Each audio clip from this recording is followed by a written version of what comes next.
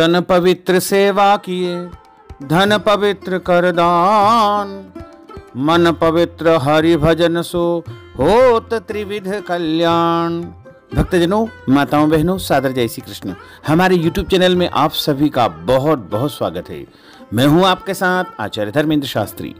गोस्वामी तुलसीदास जी ने श्री रामचरितमानस में बताया है कि तन की पवित्रता सेवा करने से होती है और मन की पवित्रता हरि भजन करने से होती है।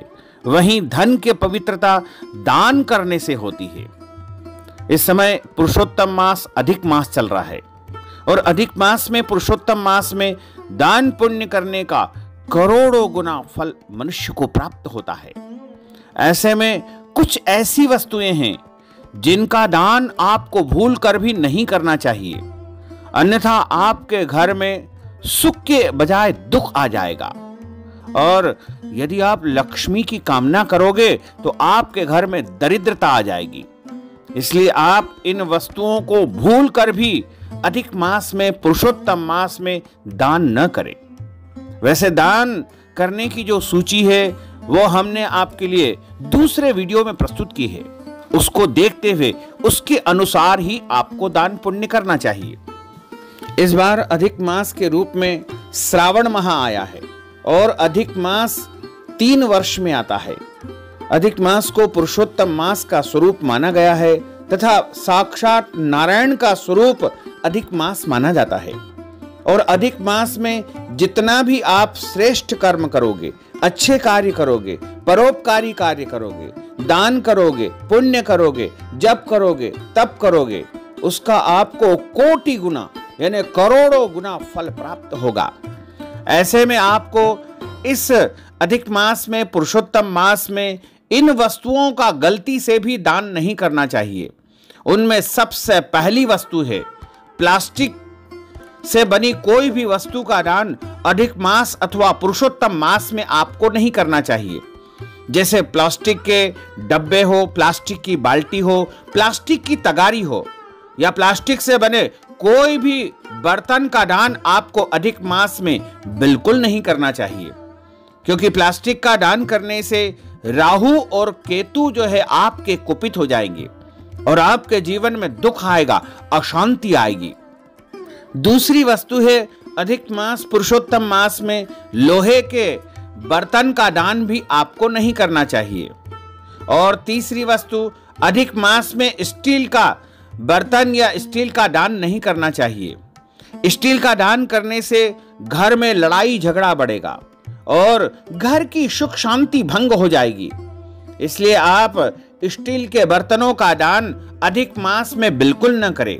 यदि आप बर्तन का दान करना चाहते हैं तो सर्वोत्तम देव धातु तांबा होते हैं। तांबा के बर्तन या तांबे के लोटे या तांबे की थाली या तांबे की आचमनी और पंचपात्र का आप दान करें। और यदि दान करना है तो आप पीतल के बर्तन भी दे सकते हैं। पीतल भी शुद्ध धातु होती है। इसके अलावा चांदी के बर्तन यदि आप सामर्थ्यवान है तो दान कर सकते हैं, या अन्य अष्ट धातु या पंच धातु के बर्तन भी आप दान कर सकते हैं। लेकिन गलती से भी आपको लोहा और स्टील के बर्तनों का दान अधिक मास में पुरुषोत्तम मास में बिल्कुल नहीं करना चाहिए। इसके अलावा अगली जो वस्तु है वो है झाड़ू। झाड़ू का दान भी आपको पुरुषोत्तम मास में बिल्कुल नहीं करना चाहिए, क्योंकि झाड़ू लक्ष्मी स्वरूपा मानी जाती है। और यदि आप पुरुषोत्तम मास में झाड़ू का दान करेंगे तो आपकी घर की लक्ष्मी दूसरे घर में चली जाएगी और आपके घर में दरिद्रता का वास हो जाएगा। आप चाहें तो किसी मंदिर में, देव स्थान में, भगवान के स्थान पर या आश्रम में झाड़ू दान करेंगे तो कोई दोष नहीं लगेगा। लेकिन किसी भी गृहस्थी को, पारिवारिक व्यक्ति को झाड़ू का दान करने से हमारे घर की जो सिद्धि होती है, जो लक्ष्मी होती है, बरकत होती है, वो पराये घर में यानी दूसरे घर में चली जाती है। इसलिए आप किसी भी परिस्थिति में अधिक मास में, पुरुषोत्तम मास में झाड़ू का दान बिल्कुल न करें। और अगली वस्तु है तेल। तेल का दान करना भी वैसे तो शनिवार के दिन शुभ माना जाता है और तेल का दान करना चाहिए। लेकिन कई लोग क्या करते हैं कि जो उपयोग किया हुआ तेल होता है या झूठा तेल होता है या कढ़ाई का जला हुआ तेल होता है, वो किसी को भी दान कर देते हैं। ऐसा तेल कभी भी दान नहीं करना चाहिए। यानी उपयोग किया हुआ या खराब तेल या झूठा तेल किसी को भी दान न करें। यदि आपको तेल दान करना ही है तो आप अच्छा तेल दान करें, और बाजार से खरीद करके पैकेट बंद तेल का दान आपको करना चाहिए।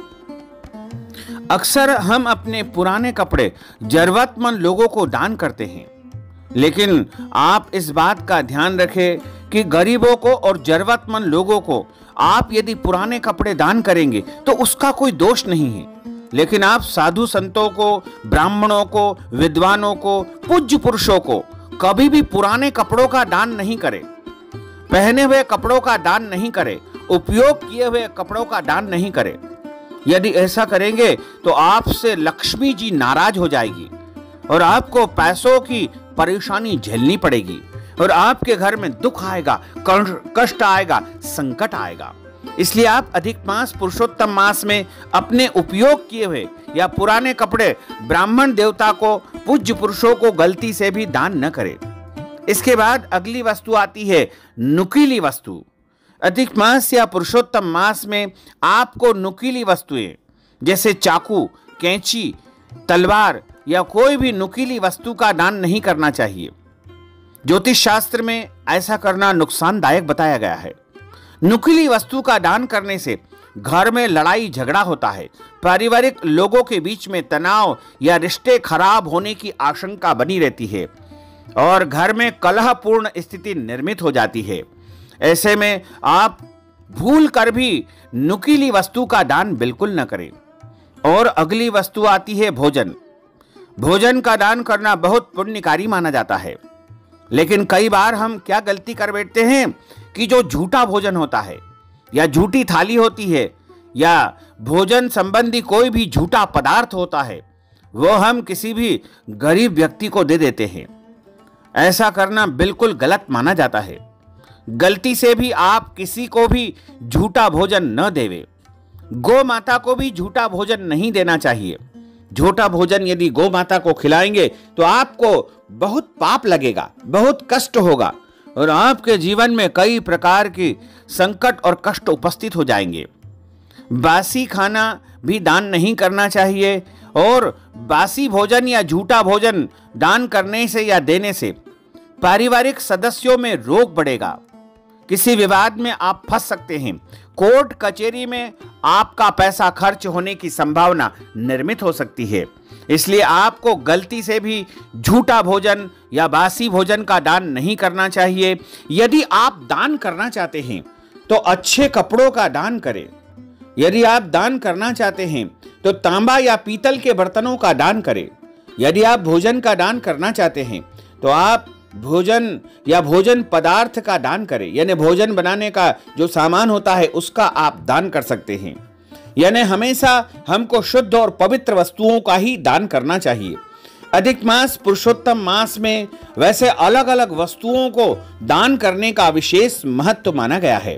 पूजा पाठ संबंधी वस्तुओं का दान करना चाहिए और उपयोग की हुई कोई भी वस्तु हमको साधु संत को, ब्राह्मणों को, विद्वानों को, मंदिर में, आश्रम में बिल्कुल नहीं दान करना चाहिए। यदि आप दान करना ही चाहते हैं तो वो नई वस्तु ला करके और आपको दान करना चाहिए। ऐसा करने से भगवान नारायण की, माता महालक्ष्मी की अपार कृपा आपके ऊपर बरसेगी और आपके घर में सुख, शांति, समृद्धि का वास होगा। तो भक्तजनों, माताओं, बहनों, हमने जो ज्ञानवर्धक जानकारी आपको प्रदान की है उसको आप अधिक से अधिक लोगों को शेयर करिएगा, लाइक करिएगा, कमेंट करिएगा और यदि अभी तक आपने सब्सक्राइब नहीं किया है तो अभी और इसी समय सब्सक्राइब अवश्य कर लीजिए। आपको और आपके पूरे परिवार को सादर जय श्री कृष्ण, सादर धन्यवाद।